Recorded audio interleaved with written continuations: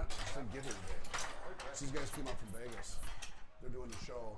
I didn't really be here about their equipment. I like that pass, huh? Just we had the fire. It's a good pass. I got an assist on that. Yeah, sure. So by the way, here's off. You know when they're live.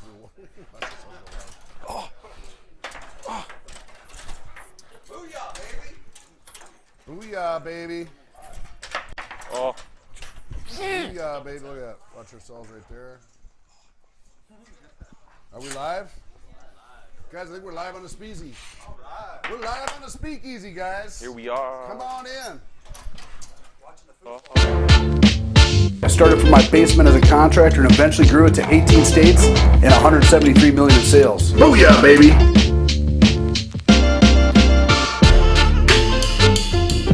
I just think that the vague term negotiate a claim is being misused to make people think suddenly you can't act as an American citizen or entrepreneur because that violates the Constitution.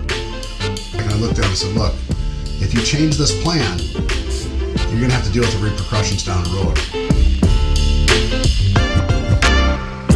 See, that's when I got in as a sales guy doing this, knocking doors. What do we do? Like, how do we grow? We had no idea.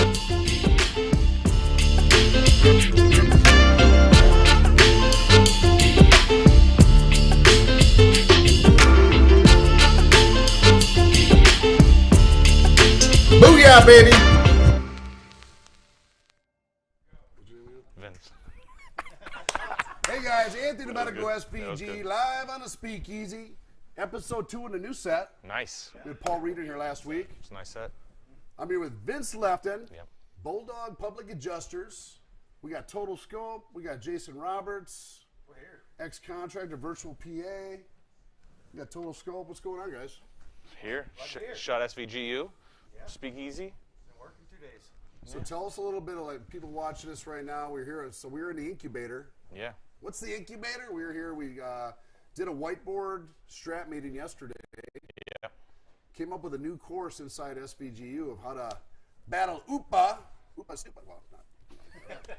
Some guys don't like UPA. We have no position. But we got to teach guys how to navigate That's all. Yeah, definitely. the complicated, $100 billion insurance restoration process, claims handling, virtual PA, an idea hatched by Jason Roberts, who met your firm at the Win a Storm conference. Yep. Came up with an idea of virtual PA. So let's talk a little about that. You want to give $30,000? Yeah, sure. Go. So this idea actually came up in 2015. By the way, guys, real quick, cheers. Cheers. Cheers. Cheers. Glad to be here. And Cold beer is allowed on a Speakeasy. when I was a contractor, just because of all the, the green beans and the new people coming in, how do you really scale? Because the insurance restoration process, dealing with the carriers, there's just so much involved in it, and so it's really tough to teach. So you hire somebody in-house and you teach them. Now you're very people dependent if they call in sick that day or whatever, so it delays the process. So 2015, I had a public adjuster come in. I told him that what we wanted to do. We tried it. The problem was, just like every other public adjuster, they're so people dependent, is they would take 10 claims on, but it'd take forever to get them settled. And then I wouldn't have any communication. So we just kind of put it and went back to the old ways of doing things. Got out of the contracting business in 2016. Got the cannabis business, which is a whole other story. That was a fun Did you ride. say canvas or cannabis? Cannabis? He said cannabis. Cannabis. So Much more fun. a little different world, but it was a lot of fun. So I was able to get a different perspective of the entire industry, and the cannabis kind of went, started going down as far as revenue in late 2019, and so I want to get back up in the industry again. And kind of how I became a public adjuster, just for a very brief amount of time during that time, was that I was talking to my attorney to write up new contracts and just do large loss stuff on a contractor scale. And he said the way that you did it before, you can't do it anymore because the UPPA laws changed in 2019. Especially in Texas. Yeah, For sure in 2019. Texas. He said what you're doing will be illegal, and you're going to set yourself up so much liability. So, I'll be a public adjuster. I like arguing. I like negotiating claims. I like that part, right? And How many years were you a contractor in Texas prior to? About 8. 8 years. Uh-huh. Okay. You sold your roofing company, right? Correct. Yeah, You just never got paid. Yeah. You sold on paper, never got It paid. costs me money to sell my roofing He might be company. watching this right Yeah, I now. hope he is. Time to pay up. I've got a judgment, so if you want to pay, at least pay the judgment. You'll be getting an invoice. So anyway, another story. We can talk a lot about that. But virtual PA in a nutshell, because we spent some time creating a course on how a contractor could actually implement this with his sales associates right now, is basically it's an app and it's a system, and we're talking about residential and commercial. We're talking about $10,000 claims here. Correct. To get an app and connect with a PA and a process where you get a total scope loss report, proof of loss, claim filed to that insurance company at the kitchen table, where that whole process starts right there instead of waiting weeks down the road. That's exactly right. We're bringing it on the front end. And so where we met was at Win the Storm, and I'm listening to Steve. Wait, hold on. Where'd you meet? Win the Storm. Say that again? Hey, Last year or the year Phoenix. before? Phoenix. Yeah, Phoenix, so last year. That conference in Phoenix, still a small thing going on. So that means your business idea formed at Win a Storm. You get a 1% VIG? Well, I don't know about that, but up for the good. We'll see the results. Well, we said earlier, you got about 1% of all the stuff that we already. But it's worth it, hands down, by far. It's a great network. But so yeah, I was sitting there listening to John and Steve debate, and I've watched the other debates on before. Steve Patrick and John Hoteling. Steve Badger. Steve Badger and John Hoteling, right. okay. About the UPA laws. Right, and they're Correct. going over both sides, and I'm sitting there going, well, where's the middle? There's got to be a middle. There's got to be an answer, behind this. I understand both positions. I really do. One I like the other. I like the contractor, understand the contractor, but it puts just a more enormous amount of weight on that contractor. So I just kind of started thinking about it, and by the grace of God, they left a flyer right in front of me, and I'm looking at the flyer of kind of what they're doing, and realized that they were doing a process-dependent public adjustment. White label claims handling. Yeah, exactly. correct. That's exactly what it was. I remember. Is exactly right. And so I'm like, the I didn't know who you were then, but I remember seeing the flyer. That's all right. As long as you remember about something. That's it. And it was like the process, and that we need a process. We can't be people dependent to make this work. And so I went home, and we called about a week later. Yeah, a week later we were at Tapia, and we Houston? met. It was a nice conference, but I thought. Are you still a member of Tapia? Yeah, I'm a member of Tapia, Fapia, Gapia, Napia. You should tell those organizations to come into the Winter Storm Conference and learn about what's happening on the streets of reality. The organizations have to be willing to listen. that's So. No offense. Yeah, I pay my dues. This kind of stuff that's happening on the streets. This is what you do. Yeah. 100%. And those organizations, I think they're stuck 20 years behind. 100%. In terms of what's going on in the streets. Yeah. They're No. looking at it like, oh, look at me. Yeah. No, and it's not like that. They're trying to protect turf. Exactly. There's a lot of turf protection on this 5% of the industry of property casualty claims. Yeah. Which is everything over 50,000 or in some cases 500,000, depending on what level you want to play at. Right. And everybody's ignoring what we talk about, the 95% of property casualty claims, which are $10,000 claims on average, Exactly. nationwide. Who's going after it? Nobody. We are. And that's what we're going to talk about today, Exactly. is how we're going after it. Is it going to work? How does a contractor connect with the virtual PA? How does it work at the kitchen table when the green bean's sitting there talking to Mrs. Smith for the first time? Sure. She's got a tarp on her roof from a hurricane that blew it off, and she's got to file the claim right there. Exactly. How do we bring you in? Because that's where it Exactly. starts at the kitchen table. Correct. It doesn't start in a philosophy, yada, yada. No. It starts at the kitchen table with the greenest of greenest sales They don't associates. know. Because the owner's often not there. That's right. The owner might buy into your concept, but if it don't work at the kitchen table with the Correct. sales associate, it won't work for the owner long term. No. That's how you scale it. Yeah. And that customer might not like what the salesman's saying or how he's saying or whatever, and not trust them with the insurance claim because it's a financial transaction, and it's a big deal. And we're going to go over that step by step because I want the people watching this to understand this. But before we get into that, let's talk a little bit about bulldog adjusting. Okay. So we understand where you came into this from a contractor perspective, which, by the way, I think is great. Because some PAs might not understand. Yeah, it gave the us contractor deals with it. Oh no, it gave us a great perspective. Yeah. You understand, we're PE world, we're dealing with claims, so on and so forth, and like we talked about in SVGU, is a lot of that relationship that's got better over time a little bit, but there's still that perspective what a contractor deals with on that $10,000 to $50,000 loss compared to the large losses, which there's a lot of PAs in that world where in this world there's nobody. Right.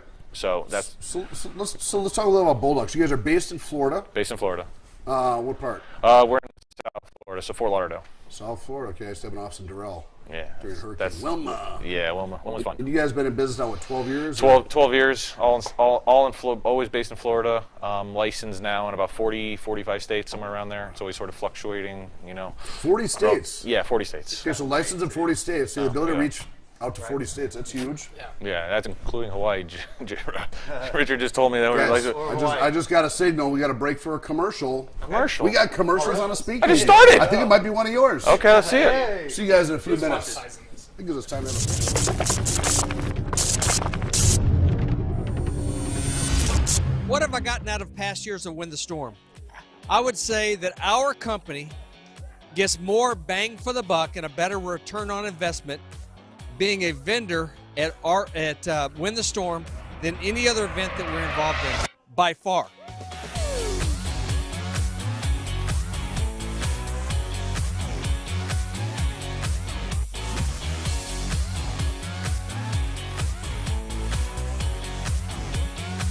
If you're a vendor and looking to distribute your business or market your business, one of the best investments you're going to make, showing up down here to the trade show, lots of captive audience. Anthony always goes one step better every year. This year's going to be right here in New Orleans.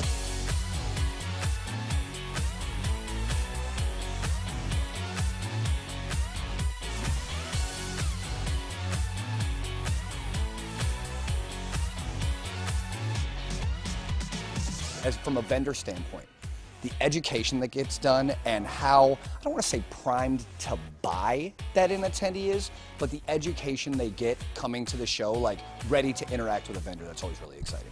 Well, we're going to do some wonderful things in WTS. Win the Storm this year is going to be new and improved. It's really the focus on education this year.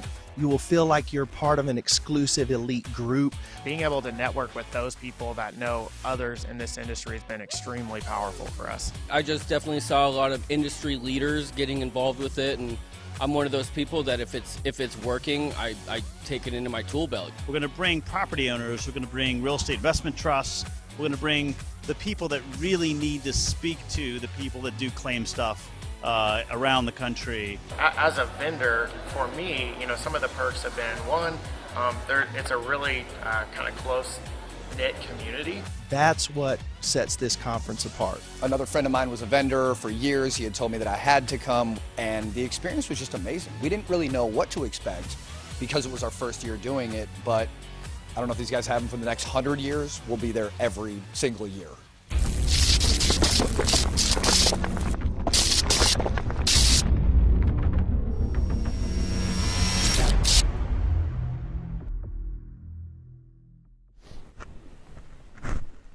Welcome back, guys. SVG's got a new boss in the house. Oh. This is Kaylee. I'm going to go by not Anthony, but Antonia. Get it? For all you viewers. I guess I said it. we were just getting started. Yeah. Sorry, enough. guys. No offense, but like definitely prettier. Introducing. All right, we're back. So it wasn't your commercial, it was ours commercial. Yours commercial. I don't know, airtime. So guys, let's keep talking about it. So let's learn a little bit about Bulldog. So you guys are in 40 states. Yes. Licensed P in 40 states. Licensed PA. That's quite a reach. Willing to go after residential. Yes. Willing to go after residential. Not a lot of PE firms are these days because there's not enough PAs. Correct.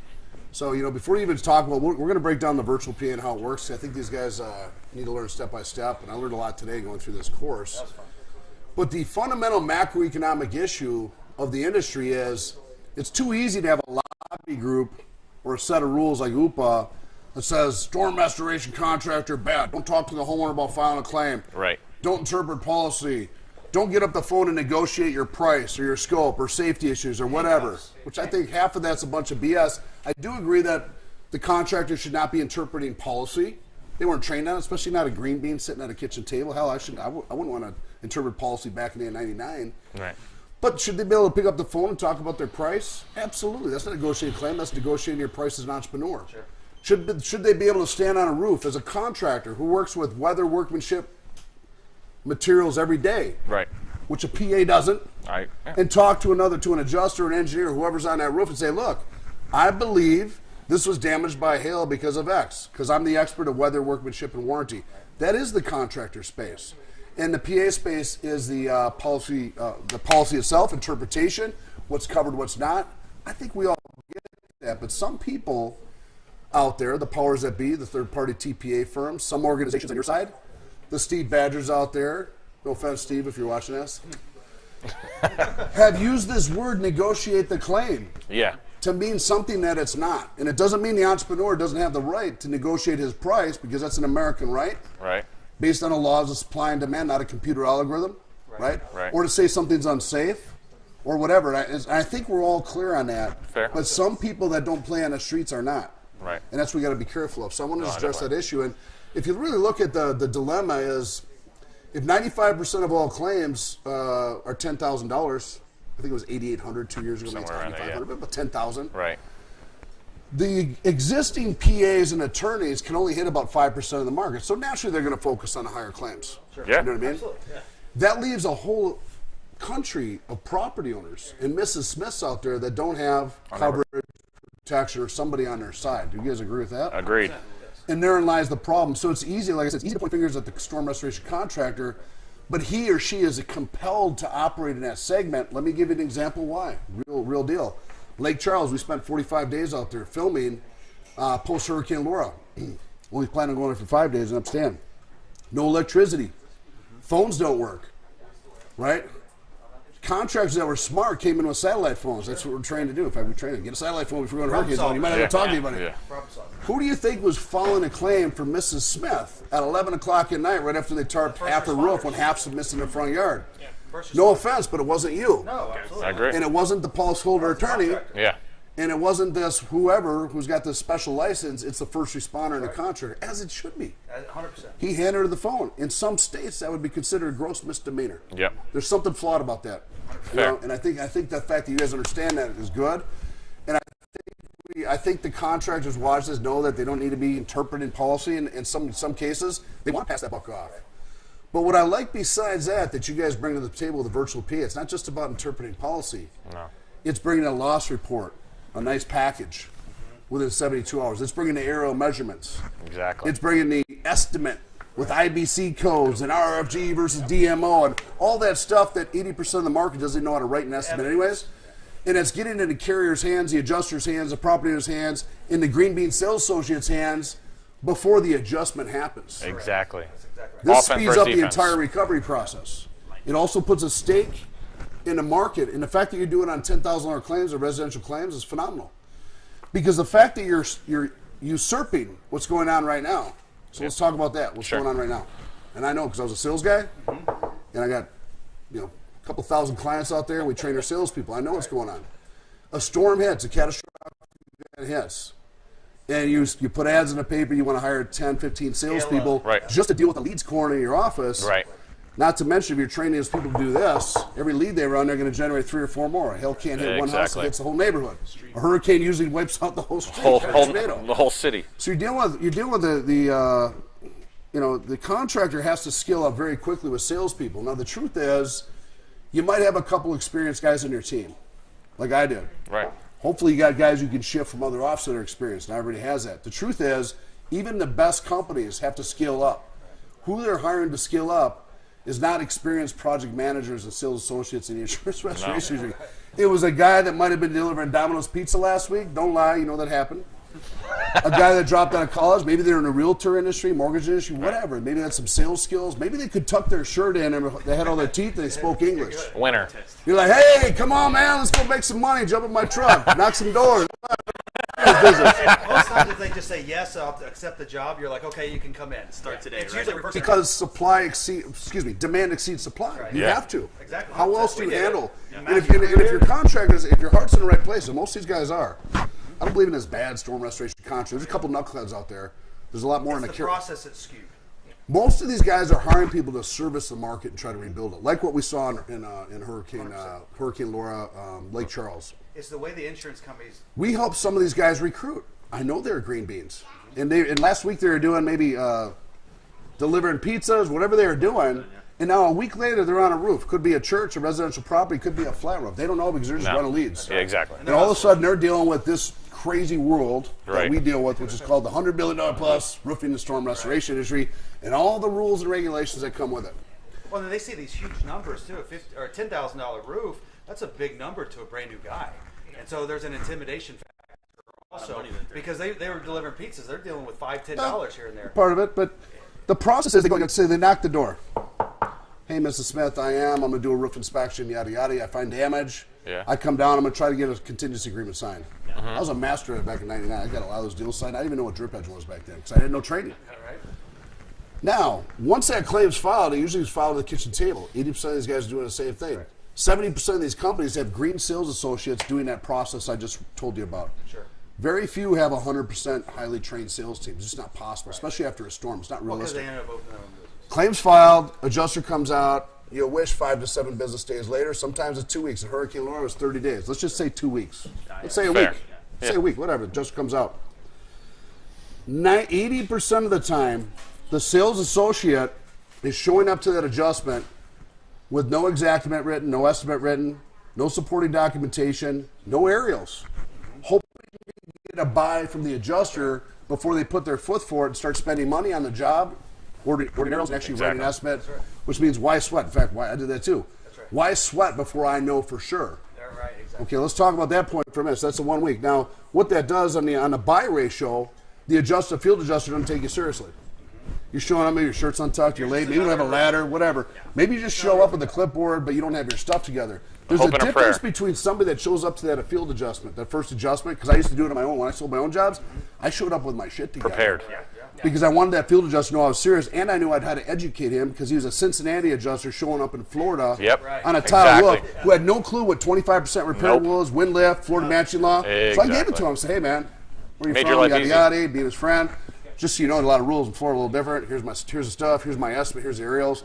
By the way, here's some supporting documentation that might help you better ascertain what's going on here. And he's like, wow, I never knew this stuff. Yeah. Cincinnati. You know? I didn't know what I was doing. Flip the role. It's helping him. It's helping him get the job bought. Yep. You know what I mean? Or helping him get the thing approved through his desk supervisor. Yeah, they have to sell it to the desk. Now, most guys aren't doing that. They're not showing up even with that. So the best companies are showing up with that. Even them, they don't have time to do it. No. So what really happens is his new guy shows up, hopes to get a buy, and his job's then he has to wait 2 weeks. It takes 2 weeks, sometimes 3 weeks, before that loss report generated by the field adjuster to the desk adjuster, who might get hamped down a little bit, shows up to the property owner because they don't send it back to the homeowner, right? And now for the first time, the Green Bean Sales Association again is going back to pick up that loss report, hopefully the ACV check, and turn it to the company. Now think about that. All state missing all the line items, and they're grabbing that check and they're turning it into production a lot of times. And the smarter companies here catch it right there, like I did. Hey man, they pre-cut everything. Hey, wait, this is way too low. You're missing these items, you're missing this and this. There's no way we can build this like this. It goes in a holding pattern. It goes to our sales processor or our estimating supplementing company, which some of these guys might be watching. And that's where the supplementing starts. Yeah. The smart ones do that.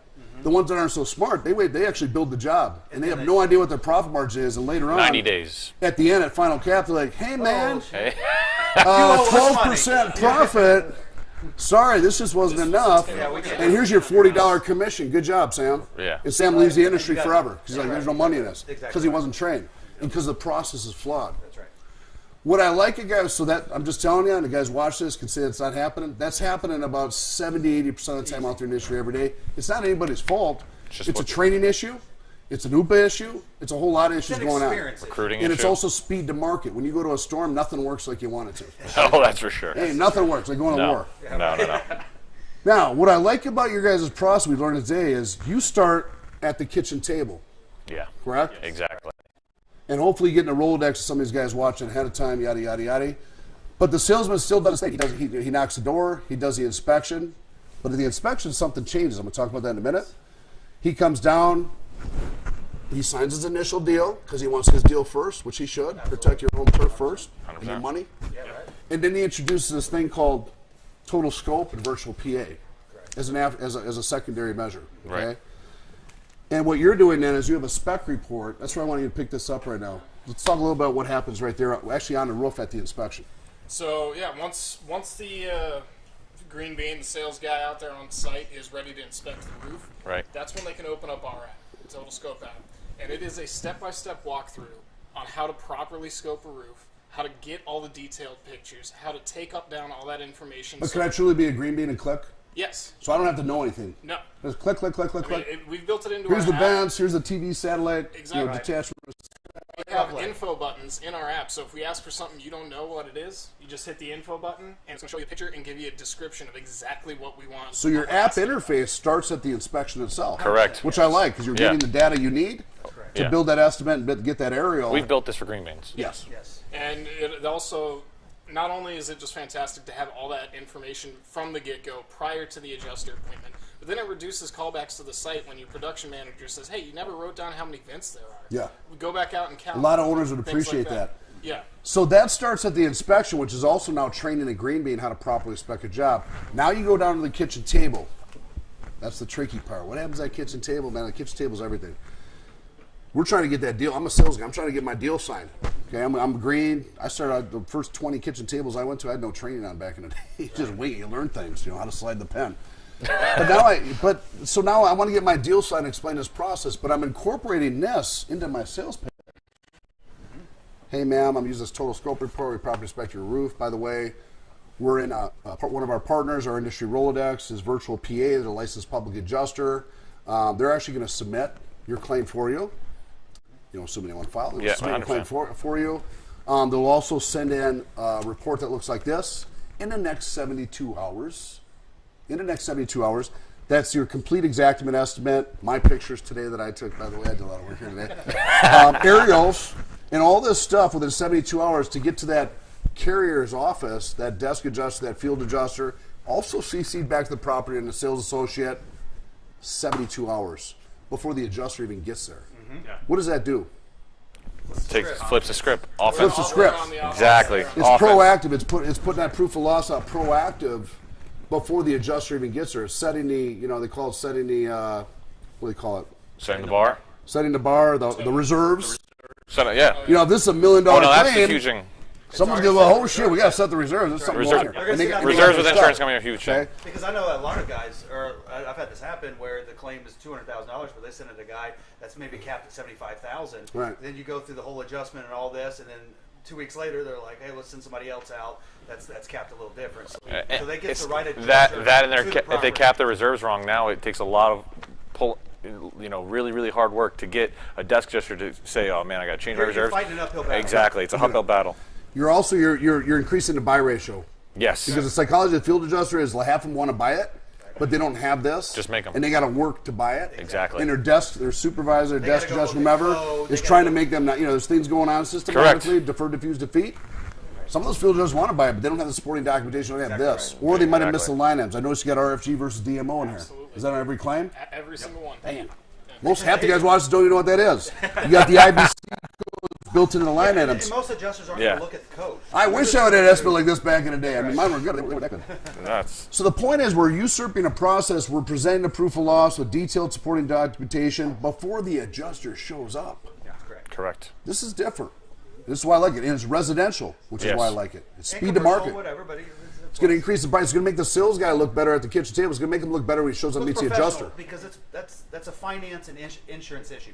Yeah. And so a roofer is a contractor, he's a builder, and they build the roof, and to deal with money is money's an artery. Yeah, let me give you an example like Lake Charles, what I saw, because I saw insurance companies buying based on pictures and emails back and forth with companies. This would have got half those residential roof spot before that adjuster even went out. Oh, yeah. They would have said, "Hey, I get it. So now that 30-day wait time, hand it to a desk adjuster. I'm gonna look at your thing, but it's good to go. And it would have sped up the recovery process. 100%. Right? Big time. The other thing is, back in the day, what do we got? 5 seconds? How many minutes? Whenever you're ready. Oh, we'll keep talking. I think our first one. We're live, guys, so sometimes we gotta stop doing our thing. We're back. But what I like about this also, so let's go back to that timeline. Sign a deal. Yeah. Adjuster shows up 2 weeks later, has all this. Let's talk about what's going on in the streets now. Yeah. Usually, again, the sales guy's showing up and doesn't have this. Oh. 90% of the time, they're waiting to see if there's a buy. Because they don't have this, their buy ratio is automatically going down. Exactly. Adjusters don't take them They're seriously. playing defense. Desk adjusters don't have the supporting documentation from field based on this, X, right? Yep. Let's just say that they did buy it. Okay. Great. Like mine.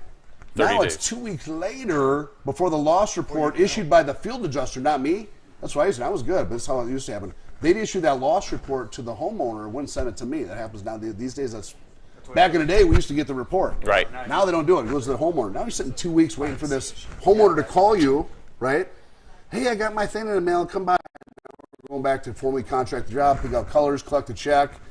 And now I'm going, oh, shit, Allstate missed a lot of shit. Right. I'm sitting there going, oh, shit, okay, they missed all this. Now I knew back in the day they missed that because I was, experienced as far as supplementing.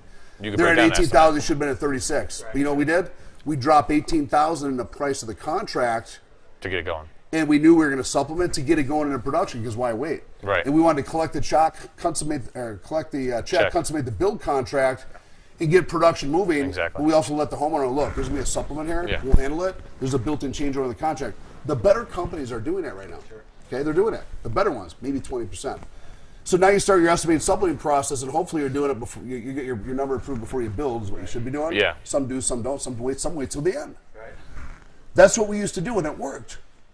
But we are fighting an uphill battle because the insurance company already put their stake in the ground, already set their own proof of loss report, and psychologically set what they thought should be based on You're in X. control. So now we're fighting that back here Correct. as a contractor, which takes a lot of work. So I'm trying to sign more deals, build more jobs, collect more money on my last 100 freaking jobs. Exactly. And now I'm stuck in this quagmire. What I like about this, again, is we're not waiting for the loss report to come from the carrier at formally contracting the job, which is often 30 times after that initial filing of claim in a good market. Right. It could be 60 days later. We're starting the process at the kitchen table. And we're starting on residential. We're willing to do residential here. So this is a big deal. And it took me a while today as we went through this to understand it. I think it's a huge opportunity for public adjusters nationwide, is to figure out how to get in. I'm not trying to steal your thunder because you guys got a great idea here. There's a lot. It's all right. To scale it. It only took me 12 years, so I'm not super worried. So but it's a huge opportunity for public adjusters everywhere because, again, going back to the macroeconomic issue, when 2016, when Dallas got hit, 500,000 roofs got hit in 15 minutes total. Next day, another. Next day, San Antonio, 600,000 roofs.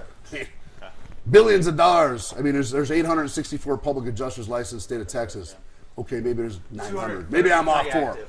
Half of them are out of state. How the hell are they going to service that many claims? They can't. It's just not possible. They're going to take the cream off the crop. Which makes UPA not realistic on the street. Right. You understand what I'm saying? Yeah. Exactly right. And the storm restoration contractor is not the enemy or the bad guy. He's actually the first responder. He's a freaking hero to help Mrs. Smith out. You know what I mean? What I like this, though, is it gives some power back in their hands. Because to scale, unless your industry, your TOPI is, your FOPI is, hopefully they're watching, unless they get smart and focus their monies and lobby monies on public awareness of what a public adjuster is and build an industry and go to these colleges and say, hey, public adjuster, real career, hey, let's get 1 million public adjusters out there to service all these claims. Right. That could take years. It probably ain't never going to happen because they ain't talking about it. They're talking about the bad contractor instead. But what this does is allows you guys to scale to the tens of thousands of sales associates out there running tens of thousands of residential claims, which is where 95% of the PC market is anyway. Correct. Right? I love it. And the bell-shaped curve. You hit a new storm, in that first 3 weeks, it's sell, contingent, and then all of a sudden after that three-week mark, sales just go down. Now you're servicing, you're meeting the adjusters, which you still have to under our program, but you're emailing back and forth, you're calling back and forth. You're chasing. That sales guy is now in the office. Yeah, get all that. He needs to be in the field. I get all that, okay, but execution's the mother of all skill. I'm telling these guys. So guys, this idea is great. I talked about this 5 years ago when I first went to Storm Conference. Man, we're the first conference to bring PAs, policy attorneys, contractors together saying, why the hell are you guys fighting each other? Right. Well, same side of the policy. Yeah, definitely. Right. Hello. We're all here for the policy. Don't let the powers that be. I mean, they're doing that with America right now. Don't follow that in our industry. Come on. We're all American. We're all entrepreneurs. That's right. But we're all on the side of the policyholder. You know what I mean? And so I think we all get that. That's why we're sitting here today. The other thing I like about this, it's about that name on a check. Yeah. I'll tell you a quick story. I had a job in Chicago, 2011, I think it was 2010. Baseball-sized hill hit the hood of Chicago, west side. Nobody chased it in the whole country. But I already had an office up in Barrington. You're ready to go.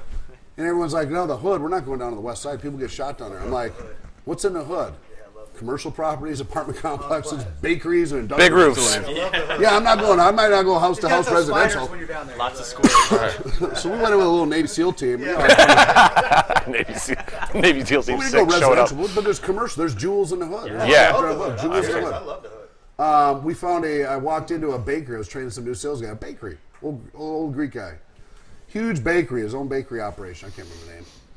He had an old roofing system up there, like 8 layers. But again, the hill was this big. She had some leaks. Right. Made some breaks in there. First adjustment came out. Denial, repair, all that bullshit. They flew another adjuster from New York or New Jersey or something. He spent all night. I brought the infrared out. At dusk, so you get the proper footage. I probably did it all wrong. But it had some shadow effects in there. Yeah. Had the estimate written, couldn't tell you. We used to invest in, had the estimate, I had all that stuff ready for the second adjuster, not the first one. Had all that stuff ready, and I had a contingency agreement signed with this guy.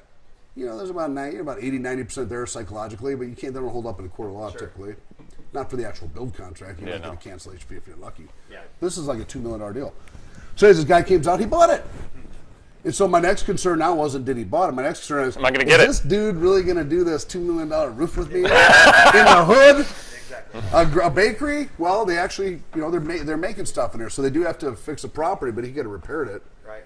Temporarily. Yeah, it's temporarily. So I go down, I call him 2 times, I knew it was bought, but again, there's that 2-week period. You don't know when a check shows up. You don't know what the actual loss report's like. Right. You don't know. You're out of the loop. I don't have any control. So I'm calling, kind of stopping by, hey, because I made a connection with him. Ate a lot of donuts that time? I didn't lose. Yeah. I'm there for a donut. I didn't lose a lot of deals back then, but that one, $2 million changes people. It changes people. Oh, yeah. Greed. $1 million changes people. People rob banks for 30 grand. Yeah, exactly right. 30 grand. They get 80%, 95% chance they're going to get caught within 72 hours. And they actually only get away with $7,000 as the industry average. You rob a bank for $7,000, imagine that. So it's $2 million. So I'm thinking, I'm sweating. I'm going, man, he's going to call me. We'll show up, da-da-da. Finally, he calls me back. He goes, Anthony, I got the report. I got the check. Come on, I want to meet with you. I'm like, okay, great. Go on. He's like, you're excited. Yeah, I'm excited, but I'm also like, oh, God, because that's a lot of money. Yeah, right. I think it was like 1.2 ACV, which is a gift for him. But he said, look, I'm selling the place next year. I didn't tell you that. You guys know what I'm talking about? I'm selling the place next year, but you worked hard for me. He knew I was out there at dusk. He goes, I'm going to make it right. I said, well, this is back when you could have the 20% cancellation fee. Right. Remember that? Now it's legal. That was okay back in the day. I think in 35 states right now that violates UPA laws. It can make your entire build contract unenforceable. It can get you fines, like what happened to Lon Smith. Well, back then that wasn't the case in 2011 in Illinois. So he's looking at this cancellation fee. It's based on insurance proceeds, which is the total amount, which is $2 million. Right. Which is $400,000. And I'm thinking, oh. That's all I right. got to do the job and I get $400,000. It went back and forth. I ended up getting $200,000. Yeah. $200,000. That's a lot. That's very healthy for what happened. There's a salesman and all that. But the average sales associate, I was the owner of the company, right. And I built a relationship with this guy. The average green bean sales associate there would have never probably got the call, probably never would have got that 10%, or even now it's billable hours based on X. This is how they do the cancellation fees now. That's how we do it in our contracts. It's tough to do business under personality. He never called me. That's exactly right. So the other reason I like this process, it's not 100% guaranteed, but it's a third party, maybe a 90% guarantee that I'm going to get a call like you said, hey, Anthony. Exactly. The bakery check showed up, and here's the loss report. Exactly. Where I can actually start formulating a strategy to go meet with Mr. Bakery owner. Correct. Because you gave me the courtesy call to make sure I get him in a formal build contract. Correct. And tell me what else you guys can do to help. The check goes to your office as a contractor. Yeah. If I do X, though. Yeah. Right. If you when you're using our system, if you add that direction to pay to your contract, right, that allows me because our name's going to be on the check as the public adjuster, so our name's on the check, and then you add this direction to pay part of your sales pitch, right? When you sell that job, you're selling that job part of your contingency and even maybe your build contract. I probably put in a pre-start checklist so the Correct. homeowner initials it, so they actually see it. Exactly. Yep. So I'd probably add it to both. This way, both for if there is any supplementals, that it's covered. You add that direction to pay. That allows me as the public adjuster to put you and the homeowner and property owner on that check. So now you don't have to worry and sit late at night that bakery owner's going to call you. So in that situation, because that would have been scary. I mean, most owners probably don't even know about that job because they don't know about all the jobs that got away from that sales guy that's got 300 job files, right? Right. There's no way they keep track of it all. Or that salesman decides to go, hey, I got this big job coming down the pipeline, and he gets it, and he gets the call from the owner, and then he goes and opens his own company. I mean, we know that too. But what I like about it is I'm getting notified that the check was issued. Correct. Before it goes to the bakery. Correct. And I'm getting a copy of that loss report. Yes. And so I can formulate a strategy to go formally contract that job or save the customer. And hopefully my direction to pay, now my name's on a check. That's even better. Correct. You with me? You and property owner. We're 45 minutes. Why don't we cut to commercial? Everyone can fill their beers. Okay, I guess we got to cut to commercial, guys. I'm not in control. They're so bossy, yeah. I'm in. Hey, guys, we'll cut to commercial, come back, and we'll wrap this up. Stay tuned. People monetize everything these days.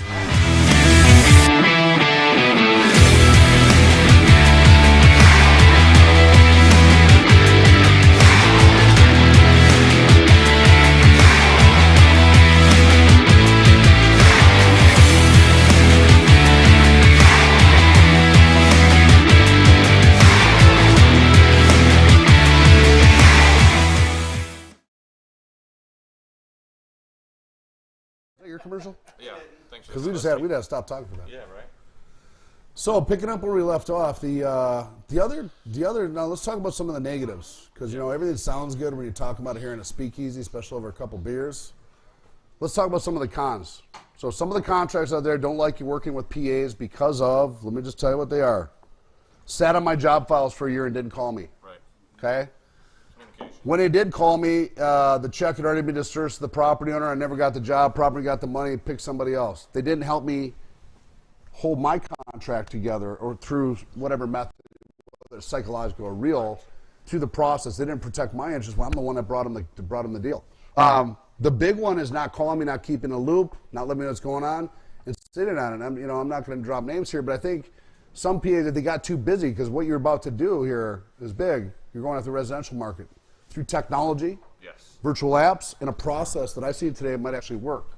Okay, but there's no guarantee. You know, McDonald's, they didn't start flipping hundreds of millions of burgers overnight. I mean, everything takes a little pain to get to perfect, and that's the reality of business. Meaning, if you blow up too quick, you know, you don't have the right people in place or trained, so things can happen. But that's one of the biggest complaints of contractors is keeping them in a loop, making sure their initial interest is protected. I think that's a big one. What say you? It's a huge one. It's something that we've really worked on over 12 years, right? So we're a volume model. We're at our heart. We've built a model that is process. It's all process dependent. It's not people dependent. We don't have a distribution problem. I'm not on the ground. I'm not chasing storms. I'm here to process your claims and make sure, one, you know, my mom always told me, don't fight the hand that feeds you. And if contractors are the ones giving me that business, I'm there to help protect them because I want the next job and the next job and the next job from them. I obviously have to and want to help the policyholder. We're all there for the policyholder, but I'm there to be a partner with that roofer. Yeah. And here's the reality, guys. And guys watch this right now might know this, they might not. I was the owner of a company. I was a sales guy. I know. As a salesperson, I had 2 file bucks. I signed a lot of deals. Right. The 60%, 70% of my files I went in with no problem. That's what everybody focused on, including the owner of my company and the managers. The 30% of my files, I was good, but I still had 30%.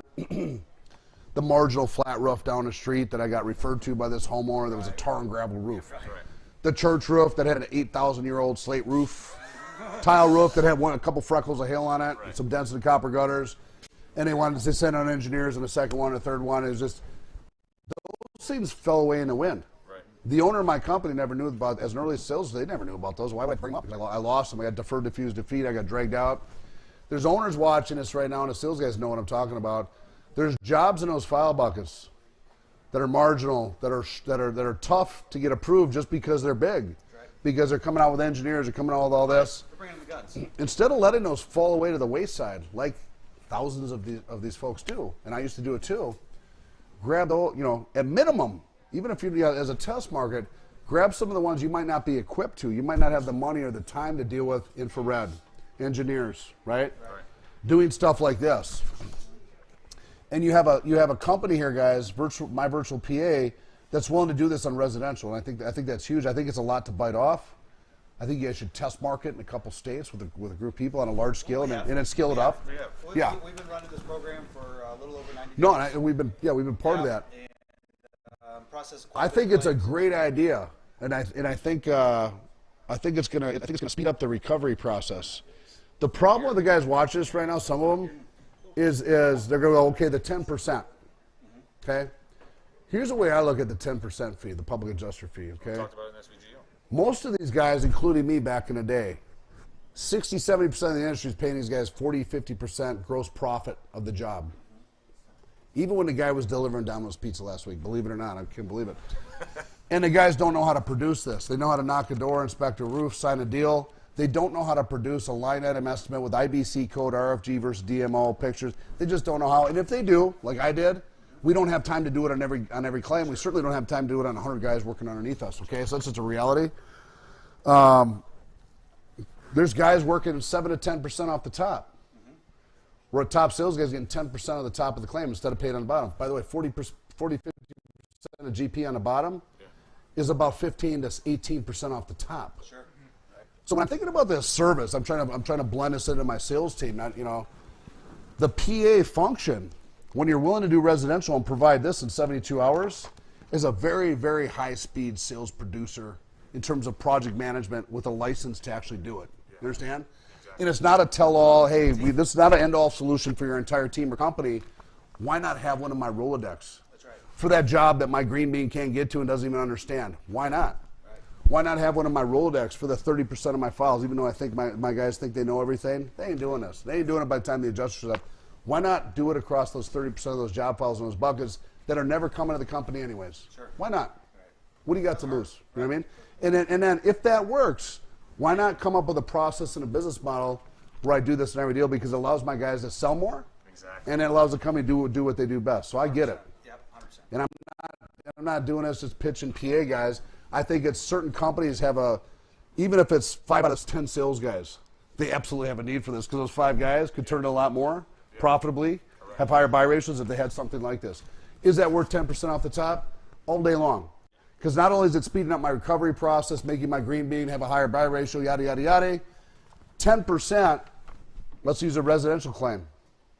10% of 25,000, okay? 90% of 25,000 is a much bigger figure than 100% of 10,000. And so just put a number on the increase itself. Now talk about the speed up recovery process. Now talk about the proof of loss showing up at the adjustment. Now talk about the sales guy having a higher buy ratio. Add all those variables in, it's a no-brainer on the math. The amount of referrals that you can get because you look professional and you brought a different element. And you're the first one on the block that got the roof up, and everyone else is with the other roofers and so on. You can get referrals. You're not getting the house, you're getting the Nobody else is doing this. It's a great idea. And So guys, if you're watching this right now, you want to get in touch with these guys, how do they get in touch with you? irishpa.com. You can fill out a contact form, and we'll get with you. Set up a call. Facebook, LinkedIn, Instagram. We're all over. And let me be clear one more time, so guys watch this right now understand. You're telling me that the aerial measure, the aerial measurements, the estimate, and a nice proof of loss report like this is being generated within 72 hours, roughly, of a claim being filed, sent to all parties that are relevant. From when the contractor submits the job for us to begin work on residential, within 72 hours. And that's, for the most part, included in the 10% fee. Correct. Yes. That's amazing. I don't know if anybody else is doing that, but if I would have had that tool, not for every situation, but for a role in my Rolodex, meaning I think these days, if you're a sales associate, you're a sales manager, I don't care, an owner, when you're approaching this market, if you have a trusted PA that's contractor friendly, a policyholder attorney, possibly an engineer, all these things in your Rolodex, you're going to be a better warrior in the field. You're going to be able to slay more claims, you're going to be able to build more jobs, do more. And it doesn't mean that it doesn't mean that everything's an end-all solution. But you got as a warrior in the field, you got to be able to use different weapon systems to do what you got to do to dominate your space. You got to have them all. Those are the people that can go out there and make it happen. Yeah, absolutely. Now we're getting waved at again. What now? 60 minutes. 60 minutes. 60 minutes? Well, we like talking. So what? That's right. It's just a really good idea. Are we getting overtime? Shit, we get overtime? It's just a really good idea that he likes to talk about a lot. Well, I do want to say one thing, guys. You guys are the second party, so we opened this new office. What do you guys think of the new office? I think it's really nice. It's amazing. Great setup. This is one set. We got the high-speed set over in my office. I call it the Grant Cardone set. We haven't actually used that yet. We got the green room. We got some amazing film equipment, 360 VR. Yeah, that's really nice. Oh, that's amazing. We got the incubator. Top notch. And this winter, especially January, February, March, a lot of folks are like trying to rebrand. How do I recalibrate, remessage, hit a certain market? We've gotten really good at filming, videography, digital marketing, script writing, coaching, green room stuff. That's what we've been doing for 5 years. We are now opening it up to entrepreneurs and small business owners to come in here.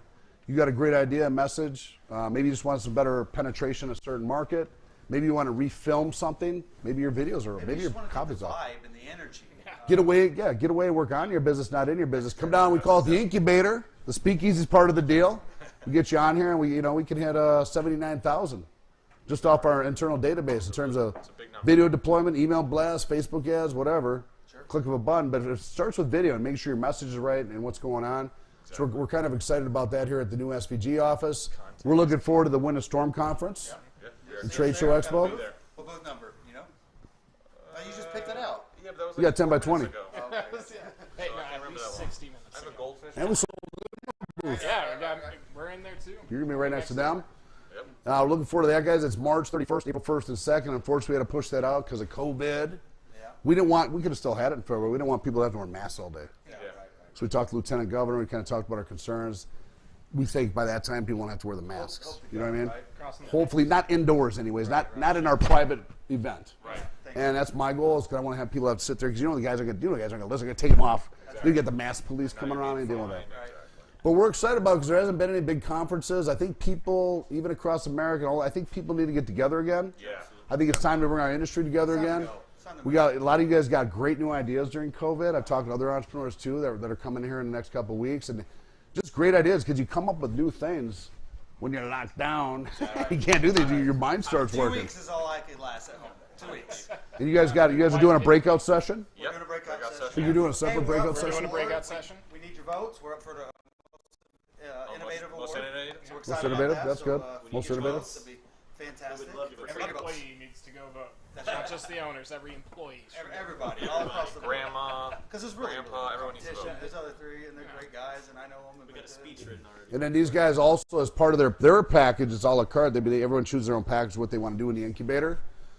They chose to have their own custom branded course inside SVG University, which now has 3,000 companies, 15,000 end users swimming through it, to learn about what the claims handling process is. Not to sell it, but what are the nuances in pain, and how do we solve that with a solution?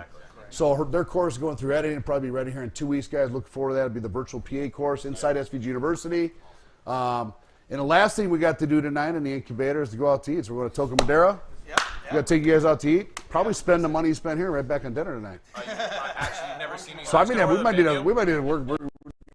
Yeah, I'm pretty sure that you made a bad deal here because I'm going to eat a lot.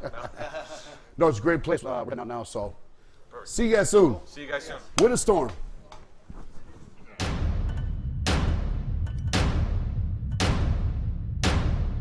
Look, I'm not here to inspire you. I'm here to help you make more money. You're here because you have a vision of yourself doing more, achieving more. If you're not putting out content, you're invisible. Whether you're a roofer, whether you're an entrepreneur, this is business. You can't always control your situation, but you can always control your attitude. I don't think my problems outweigh yours. You have to take control over your situation so you can lead your lifestyle by design. Well, we eventually developed a system. We had 3 office production men, one for roofing, one for siding, one for miscellaneous trades. And that system was born out of 30 days because if we didn't get it, we would have died. And not negotiate the claim. What does that mean? I'm not talking about negotiating a claim or acting as a lawyer of public justice. I'm just talking about being an entrepreneur.